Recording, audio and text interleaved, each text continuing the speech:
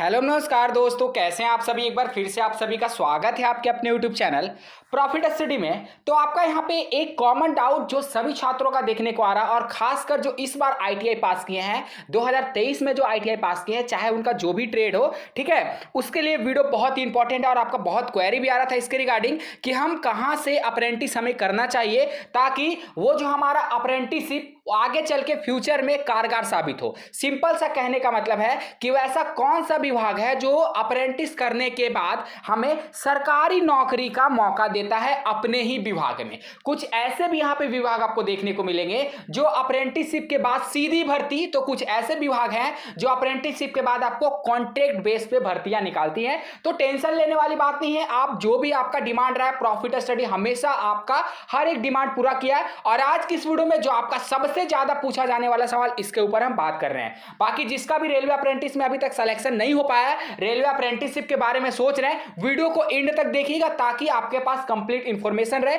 कि पार्टिकुलर हम किस विभाग से अगर अप्रेंटिसशिप करेंगे तो आगे चल के फ्यूचर में हमें क्या क्या जो फैसिलिटी है, क्या क्या हमको जो पर्टिकुलर विभाग है वो हमको देने वाला है, कॉन्ट्रैक्ट बेस्ड जॉब कहां मिलेगा और यहां पे सरकारी नौकरी मिलने का कहां ज्यादा संभावना है। ठीक है, तो आपको यहां पे देखिए कुछ ऐसे विभाग है जो शो हो रहा होगा। टेंशन मत लीजिए, वीडियो का आगे हम डिस्कस करने वाले हैं, डिटेल से आपको बताएंगे। तो चलिए वीडियो की शुरुआत करते हैं। उससे पहले जो लोग भी चैनल पर फर्स्ट टाइम है, सब्सक्राइब नहीं किए, सब्सक्राइब करके बेल बटन ऑन कर दीजिएगा ताकि रेलवे का A to Z इंफॉर्मेशन आप सभी को मिलती रहे। डिस्क्रिप्शन में व्हाट्सएप ग्रुप, टेलीग्राम का लिंक दिया गया है, जरूर जरूर ज्वाइन कर लीजिएगा क्योंकि आगामी जो भी भर्ती आएगा उसका अपडेट सबसे पहले, इसके साथ साथ रेलवे का A to Z इंफॉर्मेशन आप सभी को प्रोवाइड किया जाता है। तो सीधे चलते हैं, इसके कुछ ऑफिशियल नोटिफिकेशन भी आपको मेंशन करेंगे और एक एक कंपनी, एक एक विभाग के बारे में आपको यहां पे डिटेल से आज की इस वीडियो में बताने वाले हैं।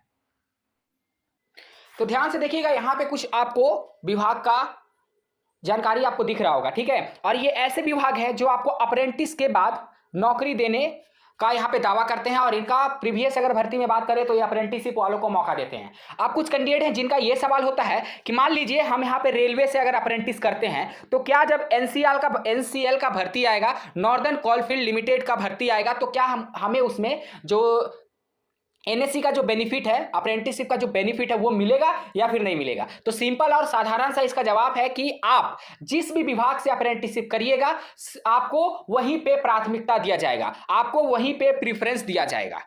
ठीक है, ये आपका हर एक डिपार्टमेंट में लागू होता है। जैसे आपने अगर रेलवे से अप्रेंटिस किया, सबसे ज्यादा चर्चित अभी है यहाँ पे रेलवे अप्रेंटिस और सबसे ज्यादा कंपटीशन भी धीरे धीरे बढ़ रहा है, तो वो है रेलवे अप्रेंटिस। देखिए, विभाग को अप्रेंटिस कराने से ही मतलब नहीं होता है। ठीक है, विभाग आपको अप्रेंटिस कराने के बाद कितना % जॉब दे रही है ये भी आपको देखना पड़ेगा। ये नहीं कि आप अगर एनसीएल से अगर अप्रेंटिस कर रहे हैं तो करिए, कोई यहाँ पे बुरी बात नहीं अप्रेंटिस करना, पर अप्रेंटिस के बाद आपको इसका रोजगार क्या है, कॉन्ट्रैक्ट बेसिस जॉब है, परमानेंट आपको रखा जा रहा, सरकारी भर्ती आपको दिया जा रहा, किस टाइप का जॉब आपको यहां पे प्रोवाइड किया जा रहा, सबसे पहले उसके बारे में जानिए, तो ही फिर किसी भी विभाग से आप अप्रेंटिस करने के बारे में सोचिए। ठीक है, कुछ ऐसे विभाग हैं हमारे पास जो हमारे एनालिसिस के बाद आपके सामने आए हैं, उसके बारे में हम डिस्कस करेंगे।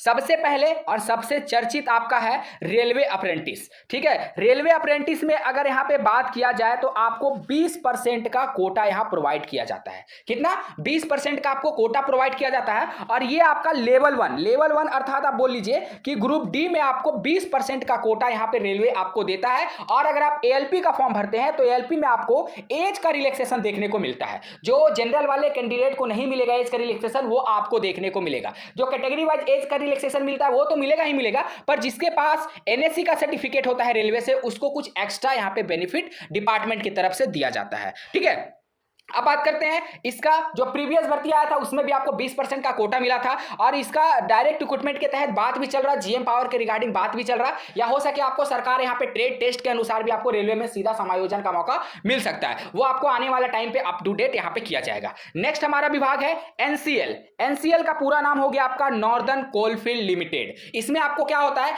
कि कुछ भर्तियां ऐसी होती है जो आपको सिर्फ एनएससी के कैंडिडेट फॉर्म अप्लाई कर सकते हैं। ठीक है, अगर आप नॉर्दर्न कोलफील्ड लिमिटेड से अगर आप अप्रेंटिस अप्रेंटिसशिप करते हैं तो इसकी कुछ भर्तियां प्रीवियस में भी ऐसी भर्तियां आई हैं, ठीक है, जो आपको सिर्फ अप्रेंटिसशिप वालों को मौका देती है। पर वही अप्रेंटिसशिप कैंडिडेट फॉर्म अप्लाई कर सकता है एनसीएल में जिन्होंने एनसीएल से अप्रेंटिसशिप कर रखा है। अगर आप सोचिएगा कि रेलवे से अगर आप अप्रेंटिसशिप किए हैं और जब एनसीएल का वैकेंसी आया तो इसमें आप फॉर्म अप्लाई करिए, ये पॉसिबल नहीं है, क्योंकि सभी विभाग वैसे कैंडिडेट को प्रेफरेंस देते हैं जो कैंडिडेट उन्हीं के विभाग से अप्रेंटिसशिप कर रखा हो, ठीक है। तो ये हमारा दूसरा विभाग था। तीसरा विभाग के बारे में अगर बात करते हैं तो आपका आता है oil India limited. Oil India limited का ये खास बात है कि ये आपको कॉन्ट्रैक्ट बेस भी जॉब देता है, ठीक है, ये आपका कॉन्ट्रैक्ट बेस भी जॉब देता है। हालांकि डायरेक्ट जो ज्यादा आपका वैकेंसी आता है वो आपका सरकारी विभाग से ही इसका आता है, ठीक है, पर कुछ ऐसी भर्तियां होती है जो ऑयल इंडिया जो है वो आपको कॉन्ट्रैक्ट बेस पे भी रखता है, एनएससी वालों को, नेशनल अप्रेंटिसशिप सर्टिफिकेट वालों को, जो आपको ऑयल इंडिया लिमिटेड से ही अप्रेंटिसशिप की है उसके लिए। चौथा विभाग आता है और सबसे पॉपुलर भी है, रेलवे के बाद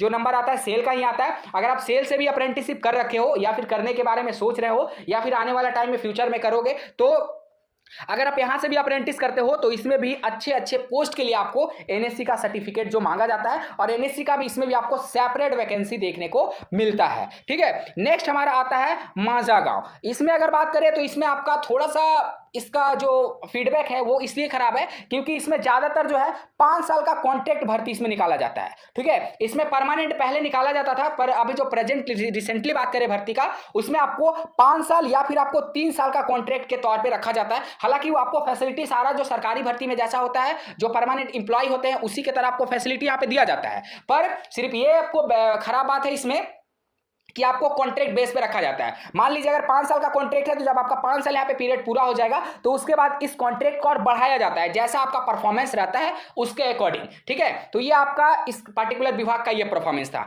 नेक्स्ट यहाँ पे बात करते हैं नेवी। नेवी का भी अगर बात करें तो अगर आपने यहाँ से अप्रेंटिसशिप किया है तो आपका अप्रेंटिसशिप यहाँ पे व्यर्थ भी नहीं जाने वाला है। यहाँ पे भी आपको जो परमानेंट भर्ती निकाला जाता है, सरकारी भर्ती निकाला जाता है, उसमें आपको अच्छा खासा बेनिफिट जो है एनएससी कैंडिडेट को दिया जाता है जिन्होंने नेवी से अप्रेंटिसशिप कर रखा है, ठीक है। और भी कुछ ऐसे विभाग होंगे जो अभी वीडियो में हम इंक्लूड नहीं किए हैं क्योंकि जो भी हमारा रिसर्च के अकॉर्डिंग जो परमानेंट भर्ती देते हैं या फिर जो कॉन्ट्रैक्ट भर्ती देते हैं उसका सारा लिस्ट आपके सामने आ गया है, ठीक है। तो इसी तरह का कुछ बाकी 1-2 कंपनियां और है जिसके बारे में हम बता देते हैं। जैसे आपका ऑर्डेंस फैक्ट्री हो गया, ठीक है, ऑर्डेंस फैक्ट्री हो गया, ये भी अगर आप यहां से भी अप्रेंटिस करते हैं तो यहां से भी आपको 4 साल का कॉन्ट्रैक्ट बेस्ड जॉब मिलता है, ठीक है, 4 साल का कॉन्ट्रैक्ट बेस्ड जॉब मिलता है। आपका ये जो कॉन्ट्रैक्ट का पीरियड है उसे आगे चल के एक्सटेंड भी किया जा सकता है, पर इनिशियली में ऑर्डेंस फैक्ट्री का जो है वो आपको 4 साल के लिए यहाँ पे जॉब प्रोवाइड किया जाता है। तो ये कुछ ऐसे थे आपको 6-7 विभाग जो अप्रेंटिसशिप के बाद आपको परमानेंट नौकरी ऑफर करती है या फिर कॉन्ट्रैक्ट बेस्ड जॉब ऑफर करती है, मतलब आपको खाली हाथ बैठने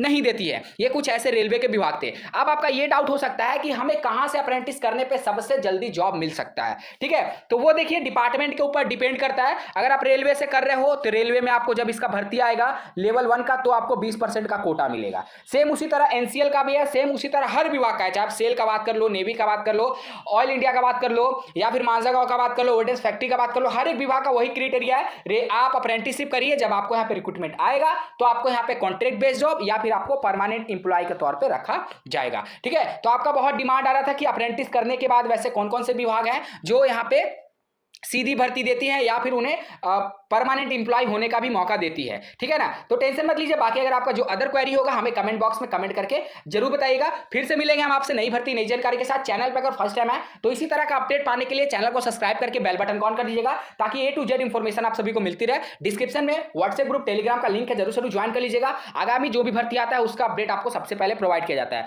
अगर आपका कुछ स्पेशल टॉपिक होगा, स्पेशल कोई डाउट होगा तो हमें कमेंट बॉक्स में कमेंट करके जरूर मेंशन करिएगा, ठीक है। चलिए आज के लिए इतना ही, तब तक के लिए जय हिंद जय भारत।